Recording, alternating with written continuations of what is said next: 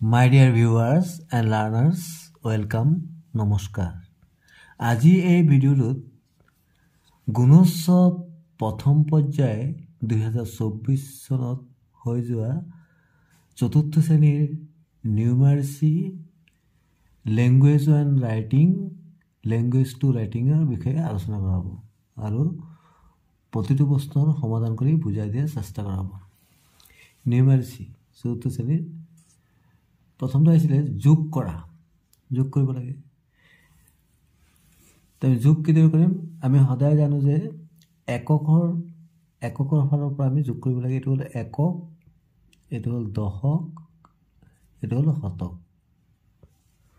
তো এককৰ ফালৰ পৰা আমি যোগ কৰিব লাগে। তো 8 আৰু 2 যোগ কৰিলে কি হ'ব? 10। 10ৰ কি হ'ব? 0। উকলিলে 1। 9 একে 10, 10 1 আছিলে, 10 একে 11। 11 কি বহিব? 1। উকলিলে 1। 7 4 11 একে 12। তাৰমানে 1210 হ'ল উত্তৰটো। পিছতে আহিছিলে বিয়োগ কৰা। কিদৰে বিয়োগ কৰিম আমি? এইটো এককৰ ফালৰ পৰা কৰিম। এইটো একক, এইটো দশক, এইটো হ'ল শতক। তো ইয়াত কি আছে? এককত ওপৰত আছে 9, তলত আছে 8। 9ৰ পৰা 8 ক'লে কি হ'ব? 8 বিয়োগ কৰিলে কিমান পাম আমি? 1। 8ৰ পৰা 6 বিয়োগ কৰিলে কিমান পাম? 2।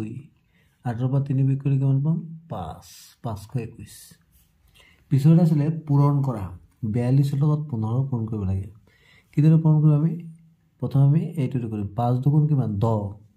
10ৰ 0 কৰিলে 1। তাৰপিছত এইটোৰ লগত এইটো কৰি তাৰপিছত এই 5ৰে আমি এইটোৰ লগত কৰিব লাগিব। প্ৰথমে এই দুটা, তাৰপিছত এইটো। 4 5 গুণ 20। 20 একে 21। 21 ভৰাই দিম। তাৰপিছত আমি কি কৰিম? তাৰপিছত আকৌ এইটো কৰিব লাগিব।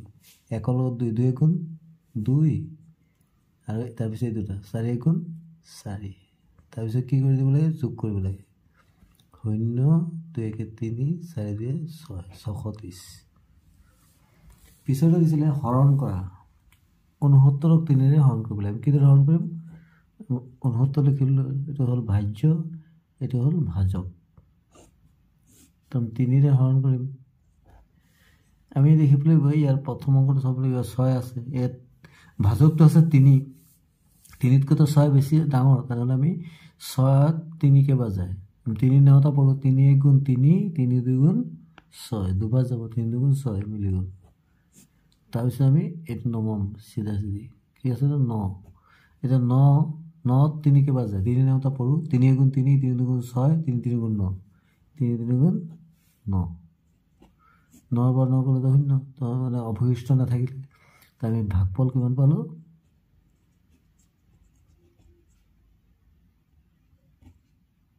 30। পিছত আছিলে তলৰ বৃত্তটোত এডাল ব্যাসাৰ্ধ আঁকা। এটা বৃত্ত দিছে, এইটো হ'ল কেন্দ্ৰ। আমি জানো যে ব্যাসাৰ্ধ মানে কি? কেন্দ্ৰৰ পৰা পৰিধিলৈকে। এইটো কি বুলি কোৱা হয়? পৰিধি। বৃত্তটো এইটো হ'ল পৰিধি। পৰিধিলৈ টনা যিকোনো ৰেখাখণ্ডক আমি কি ক'ব পাৰোঁ? ব্যাসাৰ্ধ। আমি এনেকৈ টানি দিলোঁ, এইটো এটা ব্যাসাৰ্ধ হৈ গ'ল। এইটো কেন্দ্ৰৰ পৰা পৰিধিলৈ টনা। এতিয়া আমি জানি লওঁ এই বৃত্ত এইটো আঁকি দিলে হ'ল, কিন্তু আমি আৰু জানি লওঁ ব্যাস মানে কি? যদি আমি কেন্দ্ৰৰ মাজে মাজে পৰিধিৰ ইপাৰৰ পৰা ইপাৰলৈ এইদৰে যায়, এইটো কয় ব্যাস বুলি কয়। এইটো কি বুলি কয়? ব্যাস। এইটো হ'ল কেন্দ্ৰ, এইটো হ'ল পৰিধি। এতিয়া আমি গুণোৎসৱ প্ৰথম পৰ্যায় 2024 হৈ যোৱা প্ৰশ্নকাকতৰ পৰা লৈছোঁ।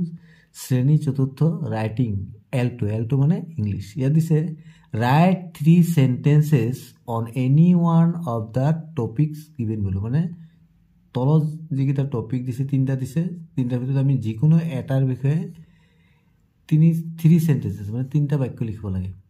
প্ৰথমটো দিছে মাই ভিলেজ, মোৰ গাঁও। VILLAGE, ভিলেজ মানে গাঁও। দ্বিতীয়টো দিছে কাউ, গৰু। তৃতীয়টো দিছে ইউৰ ফেভৰেট ভেজিটেবল, মানে তোমাৰ প্ৰিয় পাচলি।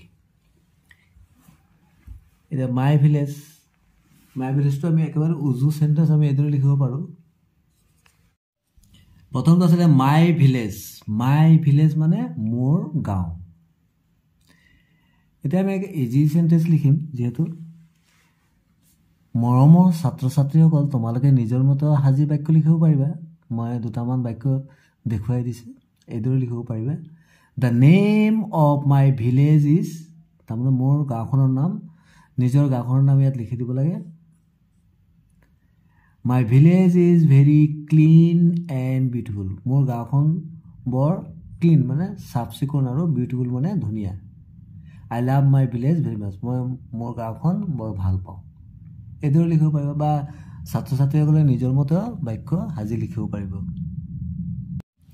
পিছৰটো কাউ কাউ মানে গৰু একেবাৰে ইজি সেন্টেন্স লিখিব লাগে প্ৰথমটো the cow is a domestic animal মানে গৰু হ'ল ঘৰচীয়া প্ৰাণী এনিমেল মানে প্ৰাণী ইট হেজ 4 legs ইয়াৰ চাৰিটা কি আছে ঠেং আছে legs LEGS it has a tail ইয়াৰ এডাল কি আছে নেজ আছে টেইল TAIL টেইল মানে নেজ দ্য কাউ ইটছ গ্ৰাছ গৰুৱে ঘাঁহ খায় দ্য কাউ গিভছ আছ মিল্ক গৰুৱে আমাক গাখীৰ দিয়ে মিল্ক মানে গাখীৰ ইয়াত 1 2 3 4 5টা সেন্টেন্স আছে যিকোনো 3টা বাক্য লিখিলে হ'ব পিছৰটো ইউৰ ফেভৰেট ভেজিটেবল তোমাৰ প্ৰিয় পাচলি নিজৰ নিজৰ প্ৰিয় পাচলিৰ বিষয়ে লিখিব লাগে তো মই ইয়াত এটা লিখি দিছোঁ উদাহৰণস্বৰূপে মই লিখি দিছোঁ my favourite vegetable is carrot CARROT carrot মানে গাজৰ মোৰ প্ৰিয় পাচলিবিধ হ'ল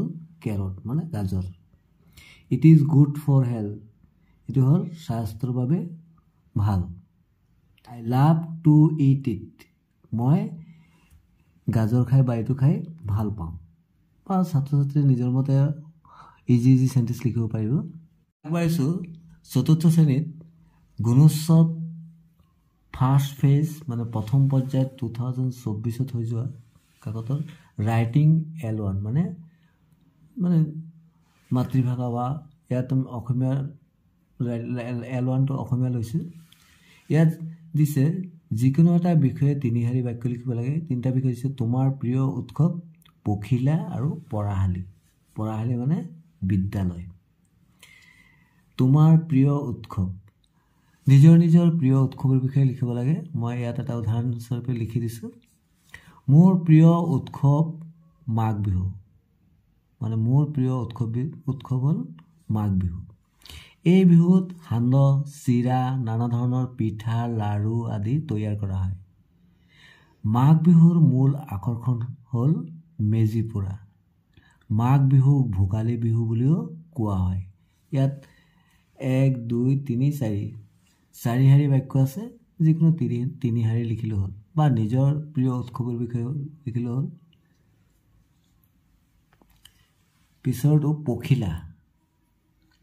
পখিলাটো আমি এনেধৰণে লিখিব পাৰোঁ পখিলা এবিধ পতংগ পখিলা নানা ৰঙৰ থাকে পখিলাই ফুলৰ পৰা মৌ সংগ্ৰহ কৰে মৰমৰ ছাত্ৰ ছাত্ৰীসকল তোমালোকে নিজৰ মতে বাক্য সাজি লিখিব পাৰিবা সহজ আৰু সৰল বাক্য লিখিব লাগে পঢ়াশালী মানে বিদ্যালয়